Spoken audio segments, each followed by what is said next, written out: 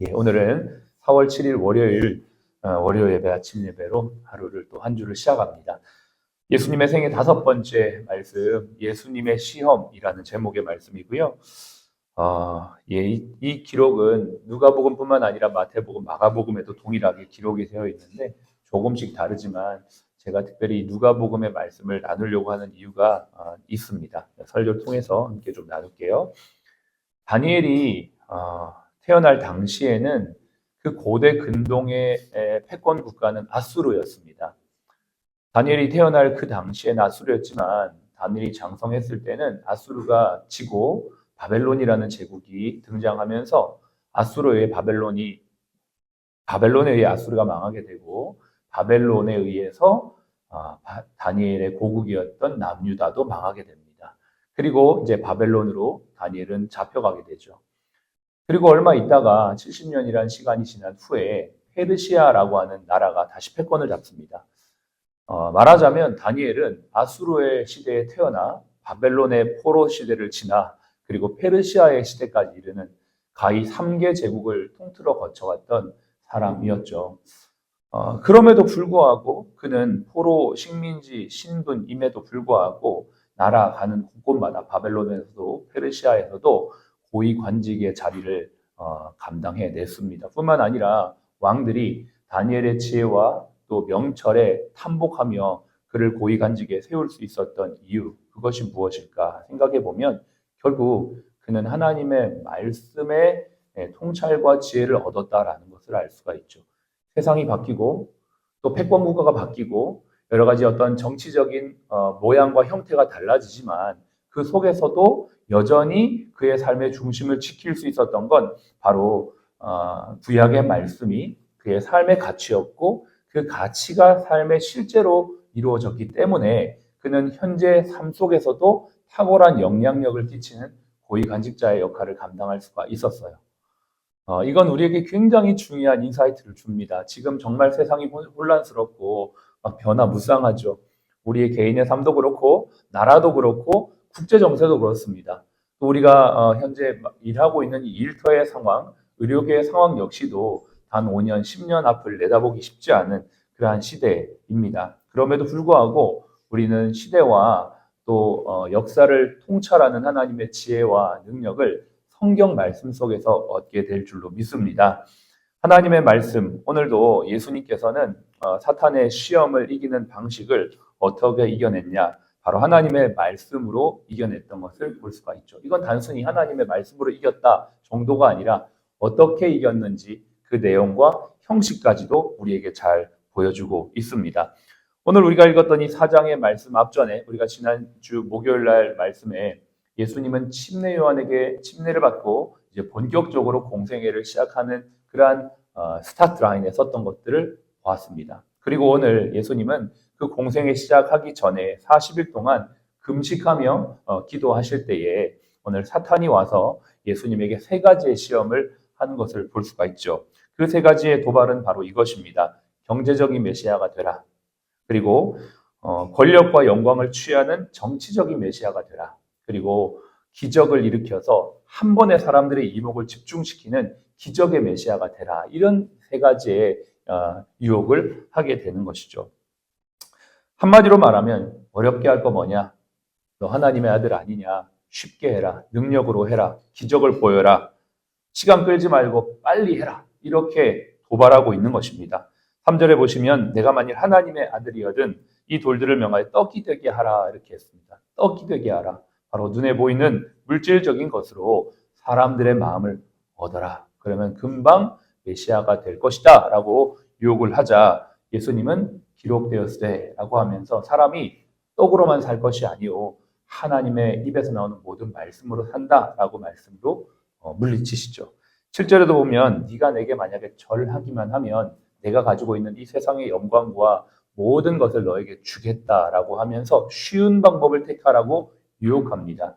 그런데 예수님은 내가 섬기는 분은 오직 한 분, 나는 세상의 영광과 부귀를 위해 존재하는 것이 아니라 오직 하나님 그분을 이 땅에서 섬기기 위해 왔다라고 말씀하시면서 내가 섬길 분은 오직 하나님이다라고 말씀으로 사탄의 유혹을 물리치는 것들을 볼 수가 있습니다.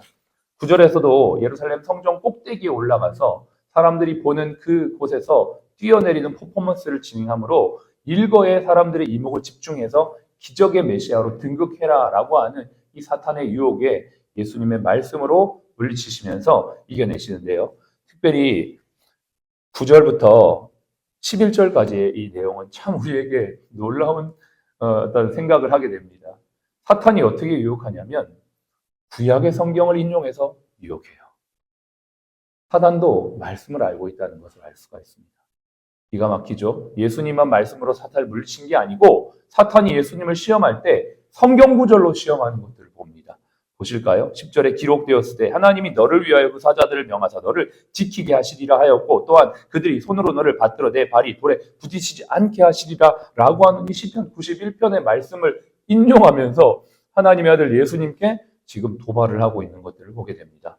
와우, 이것을 우리가 보면서 우리 크리스천들이 세상에서 하나님의 말씀대로 살아간다라고 할 때 때로는 우리가 잘못하면 사탄의 속임에 넘어져서 하나님의 말씀을 나의 어떠한 영광, 나의 목적을 이루는 도구로 합리화할 수도 있다라는 이 생각들을 하면서 우리는 정말 하나님의 말씀을 바르게 알고 바르게 적용하는 것이 참으로 중요하다는 것들을 알 수가 있습니다.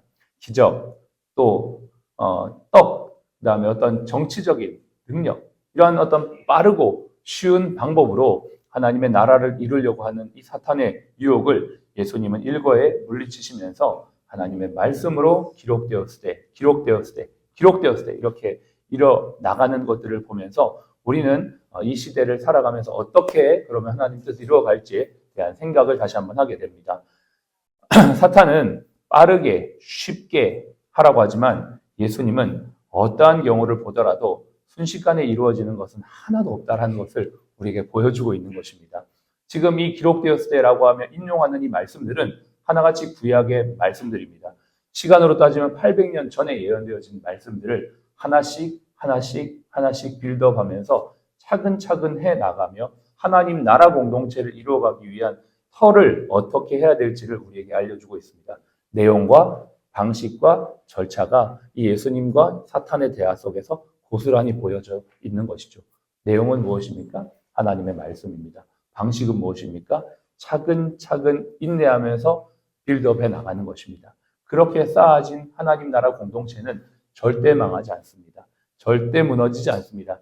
다니엘이 모든 그 아수르, 바벨론, 페르시아 제국을 넘어서도 영원히 무너지지 아니하는 하나님의 나라를 이야기했던 것처럼 그가 하나님의 나라를 고백할 수 있었던 그 근거가 하나님의 말씀이었고 그 말씀대로 그는 음식을 가려 먹고 느부갓네살이 세운 우상 앞에도 절하지 않고 율법대로 하루에 3번씩 기도하며 하나님의 말씀의 방식대로 이루었던 그가 나라가 바뀌고 패권이 바뀌어도 여전히 하나님의 사람으로 쓰임받았던 것처럼 예수님께서 이 말씀으로 하나님 나라를 빌드업했던 것처럼 지금을 살아가는 우리도 똑같은 내용과 방식으로 하나님의 나라, 우리의 가정과 교회와 기업, 이 나라를 세워갈 때 하나님의 뜻을 이루는 영성적 가치를 추구하는 공동체가 될 줄로 믿습니다.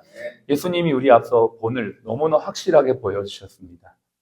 그러므로 우리는 오늘도 이 아침 하나님 말씀을 다시 한번 생각하면서 어떻게 하면 하나님의 말씀을 따라 어떻게 하면 그 내용과 절차를 따라갈 수 있을지를 고민하면서 몸부림을 치며 나아갈 때 오늘 성령께서 이끌어서 역사하셨던 것처럼 1절에 성령이 이끌어서라고 고백하고 있는 것처럼 저와 여러분의 삶을 우리 공동체의 삶을 성령이 이끌어서 지키시고 승리하게 하실 줄로 믿습니다. 그 길을 따라가는 저와 여러분의 삶의 인생에 주의 크신 은혜가 이 한 주도 넘치기를 축복합니다.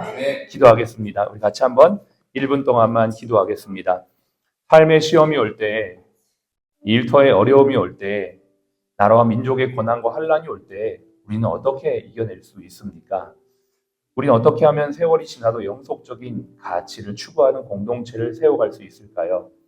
예수님께서 또 믿음의 사람들이 먼저 본을 확실하게 보여주셨습니다. 그 길을 따라가는 저와 여러분의 인생, 또 우리 병원, 사랑 플러스 병원 공동체가 될 수 있도록 기도하시고 그러한 공동체를 통하여 하나님은 당신의 뜻을 이루어 가실 줄로 믿습니다. 하나님 우리를 그렇게 사용하여 주시옵소서.